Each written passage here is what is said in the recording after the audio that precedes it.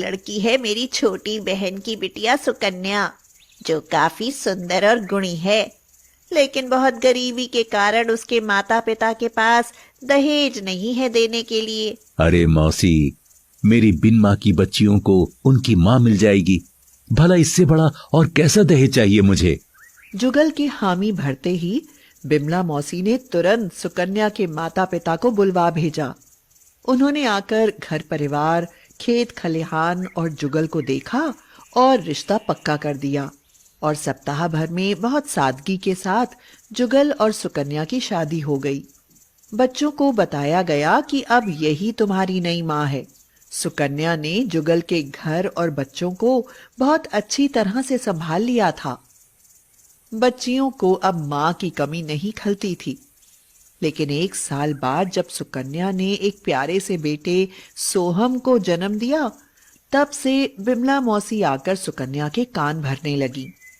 अरे बेटी सुकन्या, तू बहुत भोली है जो तूने इन तीनों बच्चियों को अपना लिया है।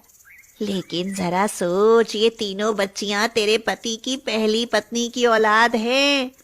मतलब अगर जुगल को कुछ हो गया तो कानूनन ये तीनों ही पहले इस जमीन जायदाद की हकदार होंगी। हाँ हाँ मौसी, तो क्या हुआ? आखिर वो भी तो उनकी बेटियां हैं ना।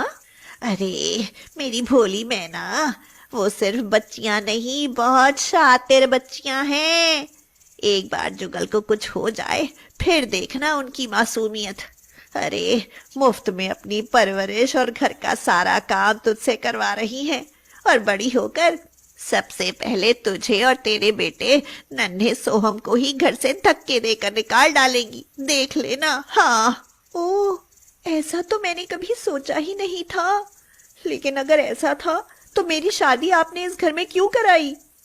अब मुझे क्या पता था कि तुम मेरी गाय हो जो बिल्कुल नाक की सीध पर ही चलती रहोगी। मौसी, अब क्या होगा?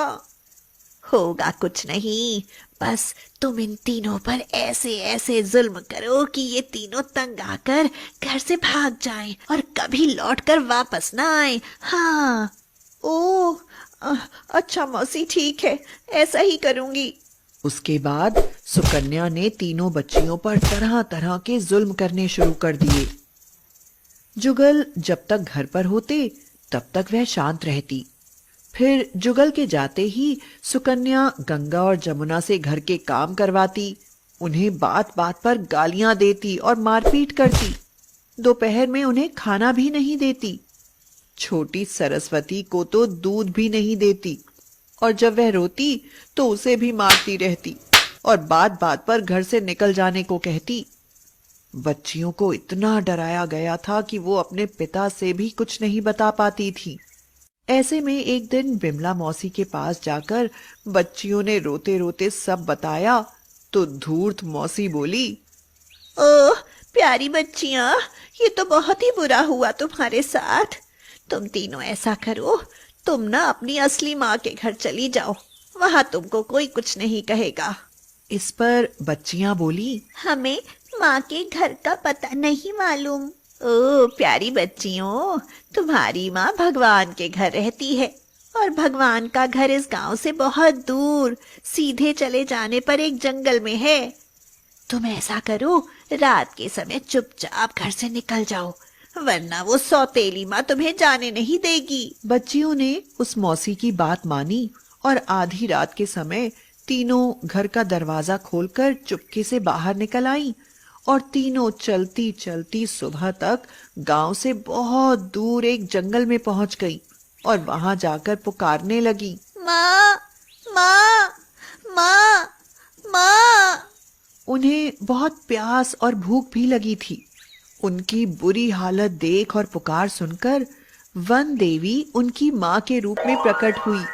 बच्चियों को स्वादिष्ट भोजन खिलाया और उनसे सारी बात पूछी और उन्हें समझाया, देखो प्यारे बच्चों, इस तरह से अपने घर से बिन बताए नहीं भागना चाहिए। मैं तो तुम्हारे साथ वापस नहीं आ सकती, लेकिन मैं हमेशा तुम्हारे आसपास रहूंगी। पर तुम अपने पिताजी को छोड़ आए हो, यह बहुत गलत बात है। वो तुमसे बहुत प्यार करते हैं ना, इसलिए ऐसा दोबारा कभी मत करना। फिर वन देवी ने एक जादुई आईना गंगा के हाथ में देते हुए कहा, मेरी बच्चियों, ये जादुई आईना तुम्हारी हर समस्या का समाधान करेगा। बस तुम इसे अपने घर की दीवार पर टांग देना। बाकी जब भी तुम्हें अपनी इस माँ की याद आए तो इस आईने में देख लेना, तुम्हें मैं दिखाई दूंगी। अच्छा, अब तुम अपनी आंखें बंद करो। जब गंगा, जमुना, सरस्वती ने अपनी आंखें बंद करके खोली तो उन तीनों ने अपने आप को चंपारण गांव के अपने मकान के द्वार पर पाया, जहां उनके पापा बेहाल से बैठे उनकी प्रतीक्षा कर रहे।